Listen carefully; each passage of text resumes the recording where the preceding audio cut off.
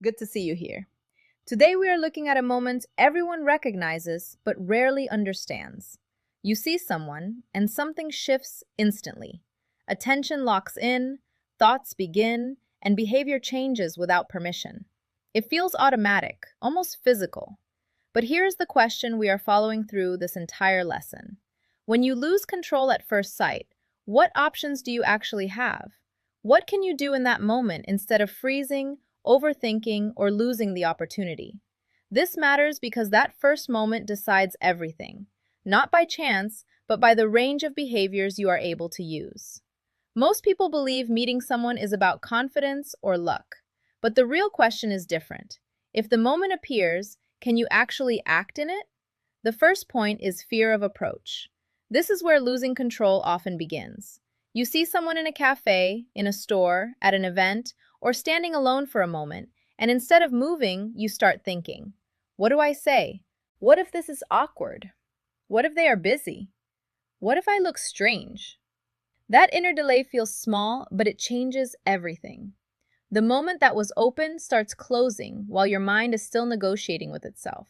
So the real option here is immediate action. You walk over and say, "Hi, I saw you and wanted to say hi." Or, "Quick question, is this place actually good?" The content matters less than the fact that you moved before hesitation turned into paralysis. Fear of approach is not solved by confidence. It is solved by acting before your mind takes the lead away from you. The second point is ability to fall. This means you do not collapse just because the moment becomes imperfect. You start speaking and the sentence comes out awkward. You forget the next word. You laugh at the wrong moment. You drop something. You misread the rhythm. Most people try to repair these things too fast, and that makes them look more uncomfortable. A better option is to let the imperfection breathe. You smile and say, "That sounded better in my head," or "I have no idea why that made me laugh." Now the interaction feels alive instead of rehearsed. The person in front of you is no longer dealing with a performance. They are dealing with someone present enough to stay relaxed inside a mistake. That is a real option when control slips for a second. Don't panic, don't shrink, keep moving. The third skill is using pretexts. This gives you a softer doorway into the interaction. When attention hits, many people assume the only option is a direct opener, but often the easier option is a simple reason to begin. You ask for an opinion in a bookstore. You ask whether a place is worth staying in. You ask for a quick recommendation or a reaction to something nearby. Another example is asking for direction, even if you already know it, just to open the conversation. The point is not the question itself. The point is that the question removes pressure from the first seconds. It gives both people a socially natural way to start. Instead of forcing instant personal interest, you enter through a reason. This matters because when you lose control at first sight, you do not always need a powerful line. Sometimes you need a structure simple enough to help you move. The fourth skill is social scenarios. This is where you stop relying only on conversation and start creating a moment. For example, you hand your phone and say, "Can you take a picture of me? I'm trying to see if this spot looks good." After that, you look at the photo together and comment on it, which naturally continues the conversation. Another example is saying, "Help me choose, this one or that one," while holding two items. The person becomes involved in the situation, and interaction develops through action rather than forced conversation. Now the interaction is not just words floating in space. It has action, it has direction, it has something both people are doing together. This is powerful because first sight moments are often unstable. Social scenarios stabilize them. They create a shared micro-event, and that shared event carries the interaction forward. So if you feel control slipping, one option is to stop trying to be impressive and create a situation instead. The fifth skill is role assignment. Here, you give the other person a role, and their behavior starts to respond to it. You say, "You look like someone who gives honest advice," and now they respond from that position. Or, "Stand here for a second. I need you to pretend you're my boyfriend while I send this picture." The person steps into that role and starts acting accordingly. Or, "You seem like trouble, so I'm not sure I trust you yet," and the person now interacts with that frame. Role assignment matters because it creates direction without explanation. When you lose control at first sight, you often feel like the other person has all the power because you are reacting. But roles give you an option to shape the dynamic early. You are not waiting to see what they will become. You are inviting a version of them to appear. The sixth skill is breaking social limits. This is the moment you stop obeying the small, invisible rules that make everyone sound the same. Instead of a safe hello, you say, "I wasn't planning to talk to anyone today, but you made that impossible." Or, "You look like either a very good idea or a very bad one." This works because standard social behavior is forgettable. Breaking social limits makes you visible. It does not mean being reckless. It means moving beyond ordinary caution when the situation can hold it. When control starts slipping at first sight, one real option is to stop trying to look correct and start sounding alive. The seventh skill is behavioral flexibility. Many people think they need one perfect style, but first sight moments change quickly. That is why flexibility matters more. You start light and playful, then slow down and ask something more real. You become quieter for a second when the other person leans in. Then you bring the energy back up. You tease, then soften. You move serious, then playful again.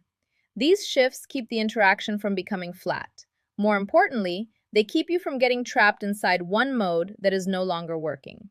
If control is slipping, flexibility gives you options. You do not have to stay stuck in the first tone you chose. You can change the emotional texture of the interaction while it is happening. The eighth skill is sexual provocation. This is not direct talk. It is tension built through implication. You hold eye contact slightly longer. You say, "You have a dangerous look," and pause. You lower your voice on a simple sentence. You step a little closer, hold the distance, then let the moment breathe. Nothing explicit has to be said for the atmosphere to change. This matters because first sight attraction is often strongest when it is felt before it is explained. Sexual provocation gives you an option when plain conversation feels too flat. You are not forcing anything. You are creating a signal that something underneath the words has become active. The ninth skill is dominant shock behavior. This is when you introduce something unexpected enough to wake up the interaction. You say, "I don't believe you," with a smile. Or, "You're not as innocent as you look." Or you interrupt a normal pattern with a line that changes the emotional direction instantly. Shock here does not mean chaos. It means surprise with control. It works because memory is attached to emotional spikes. If the first moment feels too smooth, too polite, too forgettable, dominant shock behavior gives you another option. You can create a break in predictability that makes the person feel the interaction instead of just processing it. The 10th skill is provocation and push-pull. This is where you create movement by bringing tension in and then not resolving it too quickly.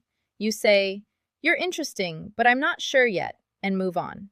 You step a little closer, then step back. You give warmth, then become slightly unavailable for a beat. You say, "I like this conversation, but I don't trust it yet." These small shifts keep attention from settling into comfort too early. And that matters because comfort without movement often kills first sight energy. Push-pull gives you an option when the interaction starts becoming too straight, too clear, too easy. It keeps the emotional field active. The 11th skill is real-time adjustment. This is where you stop delivering and start reading. The person gives shorter answers, so you simplify and slow down. They lean in, so you allow more pause and eye contact. They seem tense, so you reduce pressure and shift the topic. They become playful, so you increase variation. Real-time adjustment matters because no interaction stays still. Losing control at first sight often happens because you are so focused on what you plan to do that you stop seeing what is actually happening. This skill gives you one of the strongest options of all. Respond to reality, not to your script. The 12th skill is analysis. This is what expands your options over time. After the interaction, you do not just remember whether it felt good or bad. You look at what changed the energy. Did a pause create more attention than constant talking? Did a pretext open the moment faster than direct interest? Did a stronger line create curiosity, or did it come too early? Did the person respond better when you slowed down? Analysis turns one interaction into training for the next one. Without it, you repeat the same behaviors and wonder why nothing changes. With it, your range gets wider. And the wider your range, The more real options you have, the next time first sight takes control away for a second. So let's return to the question that guided this whole lesson. When you lose control at first sight, what options do you actually have? The answer becomes clear. You have the options you have trained. You can act immediately. You can stay relaxed inside imperfection. You can enter through a reason, create a situation, assign a role, break the script, shift your tone, build tension, surprise, provoke movement, adjust in real time, and learn from what just happened. That is what turns first sight from a freeze into a moment you can work with. In the comments, share one example from a movie, a public figure, or an everyday situation where someone either had options in that moment or clearly ran out of them. And for the full course, go to hiddenpowerdynamics.gumroad.com.